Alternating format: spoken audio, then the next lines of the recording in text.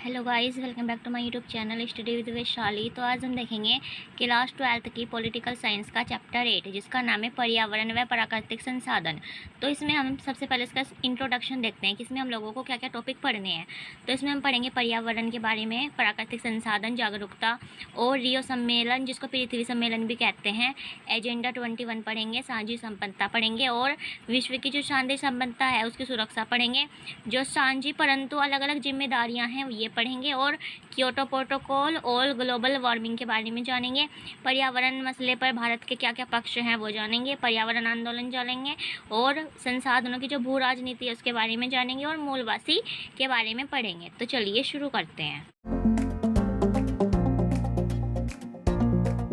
हमारा टॉपिक है पर्यावरण कि पर्यावरण क्या होता है। तो परि प्लस आवरण से मिलकर बना होता है पर्यावरण। यह अंग्रेजी के एनवायरनमेंट शब्द से बना होता है। तो एनवायरन का अर्थ होता है घेरना तथा मेंट का अर्थ होता है चारों ओर। अतः जो पर्यावरण एनवायरनमेंट का अर्थ हो गया चारों ओर से घेरना। अब है पर्यावरण और प्राकृतिक संसाधन क्या हैं। तो 1960 के दशक से जो पर्यावरण के मसले हैं उसने जोर पकड़ा है कि अब पर्यावरण के मसले पर विभिन्न देश बात करने को तैयार हुए हैं। और कृषि योग्य भूमि घट रही है और चारागाहों के चारे कि ख़त्म हो रहे हैं, मत्स्य भंडार भी घट रहे हैं, जलवायु प्रदूषण बढ़ रहा है, जल की भी कमी हो रही है और जो खाद्य उत्पादन है उसमें भी कमी आ रही है। विकासशील देश में पीने के लिए स्वच्छ पानी भी उपलब्ध नहीं है और वनों की कटाई हो रही है, जैव विविधता को हानि पहुँच रही है, ओजोन परत में भी छेद हो रहा है। तो आपको यह सब घटनाएं भूगोल में पढ़ाई जाती हैं, फिर हम इसे राजनीति विज्ञान में क्यों पढ़ा रही हैं। तो पर्यावरण की ये समस्याएं विभिन्न देशों की सरकारों द्वारा नहीं सुलझाई जा सकती है, तो इसलिए इसे राजनीति का मुद्दा माना गया ताकि सभी देश मिलकर इसको कि ठीक कर सकें। पर्यावरण जागरूकता तो 1960 के दशक के बाद शुरू हुई थी पर्यावरण जागरूकता।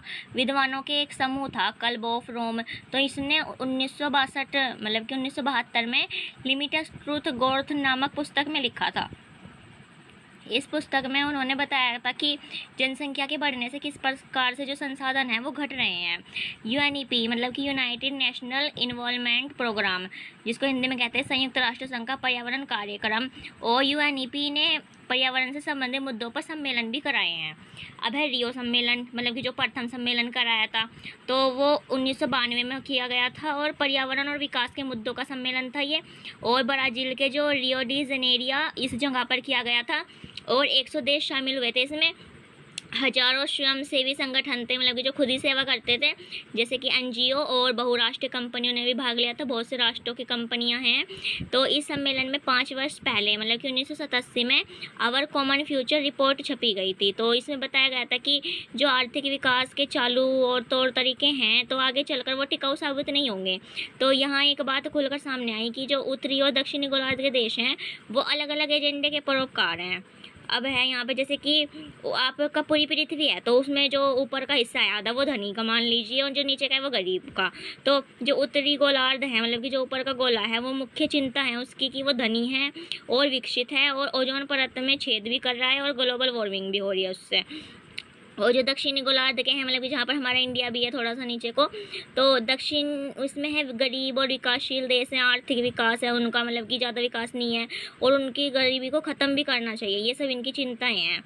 अब है जो रियो सम्मेलन है उसमें जलवायु जैव विविधता से संबंधित कुछ जो नियम हैं उनको बताती है। देखते हैं एजेंडा 21 की ये क्या है। तो इसमें यह कहा गया कि जो विकास का तरीका है वो ऐसा हो जैसे कि पर्यावरण को नुकसान ना हो। और उसकी आलोचना किसने की, इसमें पर्यावरण पर कम और विकास पर ज़्यादा ध्यान देना चाहिए। और इसमें जो आर्थिक वृद्धि का तरीका है वो भी ऐसा हो जिससे कि जो पर्यावरण है उसको नुकसान भी ना पहुंचे और कि पैसे भी हमारे बने और नुकसान भी ना पहुंचे। तो इसी को ही टिकाऊ विकास या सतत विकास भी कहते हैं।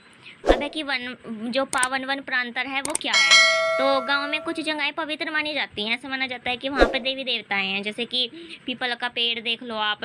तो इसलिए यहाँ पर जो कोई लोग बाग हैं वो पेड़ों को नहीं काटने देता है, तो इससे पेड़ सुरक्षित रहते हैं।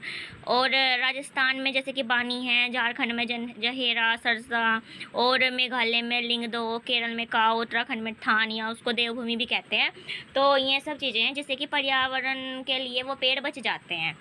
अब है साझी संपत्ता। तो ऐसी संपत्ति जिस पर किसी किसी समूह के प्रत्येक सदस्य का अधिकार हो, मतलब कि बहुत सारे लोग हैं तो उनका हर एक व्यक्ति का उस पर अधिकार है। तो ऐसे संसाधन के उपयोग तथा रख रखाव में हर सदस्य को समान अधिकार प्राप्त होता है। जैसे कि मैदान है, कुआं है तथा नदी है, तो उसमें सभी लोग मिलकर अपना रहते हैं। हमारा टॉपिक विश्व की साझी संपत्ति की सुरक्षा, और ये मोस्ट इंपॉर्टेंट है। तो जो साझी संपत्ति है वो ऐसे संसाधनों को कहते हैं जिन पर किसी एक व्यक्ति का नहीं बल्कि पूरे समुदाय का अधिकार हो। जैसे कि जो संयुक्त परिवार का चूल्हा है उसमें पूरे परिवार का है, मतलब कि उसके चाचा ताऊ सबका उसी पर ही रहता है, तो वो संयुक्त है। और चारागाह, नदी, ये सब। अब है जो वैश्विक संपत्ति या मानवता की जो साझी विरासत है वो क्या है। तो विश्व के कुछ ऐसे हिस्से और क्षेत्र हैं, मतलब कि किसी एक देश के क्षेत्र अधिकार से बाहर होते हैं, तो इनके जो रख रखाव है उसकी जिम्मेदारी भी सारे विश्व की होती है। उदाहरण जैसे कि वायुमंडल है या अंतरिक्ष है, और समुद्री सतह है, अंटार्कटिका है, तो ये सब चीज़ें। अब है वैश्विक संपत्ति की जो सुरक्षा के लिए कुछ महत्वपूर्ण समझौते किए गए थे इन सब चीज़ों के लिए। तो पहला है अंटार्कटिका संधि जो 1959 में हुई थी। दूसरी है मार्टियल न्यायाचार जो 1987 में हुई थी। तीसरी है अंटार्कटिका पर्यावरण न्यायाचार जो 1991 में हुआ था। अब है कि साझी परंतु अलग अलग जिम्मेदारी क्यों है, मतलब कि वो मतलब कि बांट भी रखी हैं और अलग अलग भी हैं। तो पर्यावरण को लेकर उत्तरी और दक्षिणी गोलार्ध के जो देश हैं ना उसमें बहुत उनका अंतर है उनके रवैये में। तो उत्तर के जो विकसित देश हैं वो पर्यावरण को लेकर उसी रूप में चर्चा करना चाहते हैं जिस दशा में पर्यावरण आज मौजूद है, और ये देश चाहते हैं कि जो पर्यावरण है उसमें जो संरक्षण में हर देश को बराबर हिस्सा मिलना चाहिए। मतलब कि इनका कहने का मतलब ये है कि जैसे हमारी पृथ्वी है तो उसमें जितना गंदगी वगैरह ये सब हो रही है, प्रदूषण फैल रहा है, तो अगर उसको ठीक करना है तो सभी देश एक साथ बराबर होके देंगे। जबकि जो अमीर देश हैं वो ज़्यादा प्रदूषण फैला रहे हैं तो उनको ज़्यादा देना चाहिए, जो गरीब हैं वो कम फैला रहे हैं तो उनको कम देना चाहिए। पर जो विकसित देश हैं वो कह रहे हैं कि हम दोनों से बराबर होना चाहिए, तो ऐसा कह रहे हैं इसके अंदर। तो जो लेकिन विकासशील जो देश है जो दक्षिण गोलार्ध के, वो लोग चाहते हैं कि जो पर्यावरण है उसको ज़्यादा नुकसान विकसित लोग पहुँचा रहे हैं, विकसित देश, तो इसलिए जो नुकसान की भरपाई भी है वो भी उन्हीं को ज़्यादा करनी चाहिए। और विकासशील देश तो अभी मतलब कि औद्योगिकरण की प्रक्रिया से गुजर रहे हैं, मतलब कि अभी तो उन्होंने शुरू ही किया है, तो इन पर प्रतिबंध ना लगाया जाए। 1992 में एक रियो सम्मेलन में इसे मान भी लिया गया था कि पर्यावरण को जो नुकसान मतलब कि सबका है नुकसान, तो यह समस्या सारे विश्व की है, इसलिए इसे साझी परंतु अलग अलग जिम्मेदारी कहते हैं। 1992 में से संयुक्त राष्ट्र संघ के जो नियमाचार हैं UNFCCC, जिसका फुल फॉर्म है United nation framework convention on climate change, तो इसने भी स्वीकार कर लिया था, मतलब कि जैसे कि जो गरीब देश हैं वो कम भरपाई करेंगे और जो अमीर हैं वो ज़्यादा करेंगे। ठीक है। अब है ग्लोबल वार्मिंग और क्योटो प्रोटोकॉल क्या होता है, तो मैंने यहाँ पे अलग अलग करके लिखा है दोनों को, ग्लोबल वार्मिंग और क्योटो प्रोटोकॉल, तो एक एक करके देखते हैं। तो वायुमंडल के जो ऊपर ओजोन की गैस एक पतली सी परत होती है, मतलब कि जैसे सूर्य की जो हानिकारक पराबैंगनी किरण है वो हमें बचाती है, तो इसमें छेद हो रहा है, तो जिससे कि जो सूर्य की जो किरणें हैं वो सीधी पृथ्वी पर पड़ती हैं और जो पृथ्वी का तापमान है वो बढ़ रहा है, और इसके कारण कार्बन डाइऑक्साइड, मीथेन, हाइड्रोफ्लोरोकार्बन, ये सभी जो ओजोन परत को नष्ट कर रही हैं। अब है क्योटो प्रोटोकॉल क्या है, तो यह एक अंतर्राष्ट्रीय समझौता था जिसमें जो औद्योगिक देश हैं वो ग्रीन हाउस गैसों के उपयोग को कम करने का लक्ष्य रखा गया। मतलब कि जो ग्रीन हाउस गैस है उसमें कार्बन डाइऑक्साइड, मीथेन, हाइड्रोक्लोरोकार्बन, मतलब कि भारत में 2002 में शामिल हुआ था। जो देश अभी विकास कर रहे हैं मतलब कि उन पर ये कानून लागू नहीं होता है। अब है कि जो पर्यावरण के मसले हैं उस पर भारत के क्या पक्ष है, मतलब कि भारत क्या कहता है उस पर, तो ऐसा माना जाता है कि जो भारत है वो भारत और चीन जल्दी ही ग्रीन हाउस गैसों के उत्सर्जन में आगे नजर आएंगे। भारत का कहना है कि जो ग्रीन हाउस की गैस हैं उनको कम करने की सबसे ज़्यादा जिम्मेदारी विकसित देशों की है। भारत का ग्रीन हाउस गैस का उत्सर्जन पता है कितना है, वो है 0.9 टन 2000 तक, और 1.6 टन हो जाएगा 2030। टॉपिक है कि संसाधनों की भू राजनीति। तो इस संसार में विभिन्न स्थानों पर भिन्न भिन्न प्रकार के संसाधन हैं, तो इन संसाधनों को लेकर अतीत से झगड़ा चलता आ रहा है। यूरोपीय जो ताकत हैं वो विश्व प्रसार का मकसद संसाधन था, और इमारती लकड़ी, तेल संसाधन हमेशा से महत्वपूर्ण थे। पेट्रोलियम पर नियंत्रण बनाने का प्रयास किया गया। खाड़ी देशों के जो तेल संसाधन हैं उनको हटाने का भी प्रयास किया गया। सऊदी अरब जो है वो विश्व का सबसे बड़ा तेल उत्पादक देश है, और इराक दूसरे नंबर पर है। पानी के नियंत्रण बंटवारे को भी लेकर लड़ाइयाँ होती रहती हैं, और ऐसा माना जाता है कि जो तृतीय विश्व युद्ध है ना वो पानी के कारण ही होगा, जिसको जल युद्ध कहा जाएगा।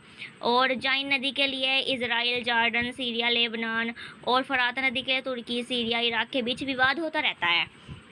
अब है कि मूलवासी क्या होता है, तो यूएनओ ने 1982 में ऐसे लोगों को मूलवासी बताया जो मौजूदा देश में बहुत दिनों से रह रहे हैं, फिर कोई दूसरी जाति या धर्म के लोगों ने अपना गुलाम बना लिया है उनको। मूलवासी आज भी अपनी संस्कृति, परंपरा और अपने खास तौर तरीके के अनुसार ही जीवन यापन करते हैं। दुनिया भर में मूलवासी रहते हैं। इनमें जीवन जीने का तरीका एक जैसा है पर इनका जो निवास स्थान है वो मध्य और दक्षिण अमेरिका, अफ्रीका और दक्षिण पूर्वी एशिया तथा भारत में इन्हें आदिवासी या जनजातियाँ भी कहते हैं। अब हमारा टॉपिक है कि जो भारत सरकार द्वारा पर्यावरण संरक्षण के जो प्रयास हैं वो क्या क्या हैं। तो नेशनल ऑटो फ्यूल पॉलिसी में बदलाव किया गया, स्वच्छता ईंधन अनिवार्य किया गया, CNG द्वारा गाड़ी चलाई जाए। 2001 में ऊर्जा संरक्षण अधिनियम, ऊर्जा के तरीके भी अपनाए गए थे। 2003 में बिजली अधिनियम, नवीकरणीय ऊर्जा का उपयोग और स्वच्छ कोयले का उपयोग किया गया और बायोडीजल का प्रयोग करें। मतलब कि भारत चाहता है कि जो विकसित देश हैं वो विकासशील देशों को वित्तीय संसाधन तथा स्वच्छ प्रौद्योगिकी उपलब्ध कराएं। अब है कि पर्यावरण आंदोलन क्या होता है। तो ऐसे लोग जो पर्यावरण के प्रति मतलब कि सचेत या जागरूक हैं या पर्यावरण की हानि को बचाना चाहते हैं, तो ऐसे लोगों ने पर्यावरण के संरक्षण के लिए आंदोलन चलाए हैं। ऐसे आंदोलनों को राष्ट्रीय और अंतर्राष्ट्रीय दोनों स्तरों पर चलाया जा सकता है। आज पूरे विश्व में पर्यावरण आंदोलन जीवंत, विविधतापूर्ण और ताकतवर आंदोलन बन चुके हैं। ये आंदोलन अलग अलग देशों में अलग अलग मुद्दों पर चले हैं, जैसे कि वनों की कटाई के खिलाफ कहाँ चलाए, चिले, इंडोनेशिया, भारत में, खनन के खिलाफ दक्षिण गोलार्ध में, बांध के खिलाफ ऑस्ट्रेलिया में और बहुराष्ट्रीय कंपनी फिलीपींस के साथ साथ ऑस्ट्रेलिया में भी विरोध किया गया। जो मूलवासी हैं उनके आंकड़े क्या क्या हैं, तो विश्व के 30 करोड़ मूलवासी हैं टोटल विश्व में। मतलब कि फिलिप्स कोर्डिलेंस में 20 लाख मूलवासी हैं, चिले में मापुशी जंगा में हैं 10 लाख, पनामा में कूना जंगा में हैं 50,000, बांग्लादेश चटगांव में 6 लाख आदिवासी हैं और उत्तरी अमेरिका में 3,50,000 हैं, उत्तरी सोवियत संघ में 10 लाख लोग हैं। अब जो मूलवासी लोग हैं उनकी क्या समस्या है, तो उनकी समस्या है कि उनको समानता के लिए संघर्ष करना पड़ रहा है, विकास के लिए संघर्ष करना पड़ रहा है। इनकी मांग है कि जो मूलवासी लोग हैं उनको स्वतंत्र पहचान वाला समूह माना जाए। अंग्रेज के आने से इनका बहुत ज़्यादा नुकसान हुआ है, वनों की कटाई हुई है, मतलब कि जिससे कि उनके घर उजड़ गए हैं और मूलवास स्थान पर हक हो, मतलब कि जो उनका स्थान है उन पर उनका हक होना चाहिए। अब है निर्जन वन, और निर्जन वन ऐसी भूमि को कहा जाता है मतलब कि जहाँ पर जो मानवीय निवास नहीं करते हैं, और यह उत्तरी गोलार्ध के देशों में अधिक है। इसके अंतर्गत जो पर्यावरण है उसको मनुष्य से मतलब कि अलग वस्तु माना जाता है, जिसको बाघ या अभयारण्यों के रूप में बदलकर मतलब कि मनुष्यों से बचाया जाता है। ऑस्ट्रेलिया, स्कैंडिनेविया, उत्तरी अमेरिका और न्यूजीलैंड में वनों की जगह निर्जन वनों की संख्या अधिक है। जैसे कि आपने भी देखा होगा गुजरात में है एक जगह है, उसके चारों तरफ बॉर्डर बना रखा है, उसको जंगल की तरह ही है पर वो इंसानों ने बना रखा है। ठीक है, तो यहाँ पर हमारा चैप्टर कंप्लीट होता है। आई होप आपको अच्छे से समझ आया होगा। एक बार आप वीडियो को देखने के बाद आप एक बार बुक जरूर पढ़ा करो, तो जो चैप्टर है ना वो अच्छे से क्लियर हो जाता है।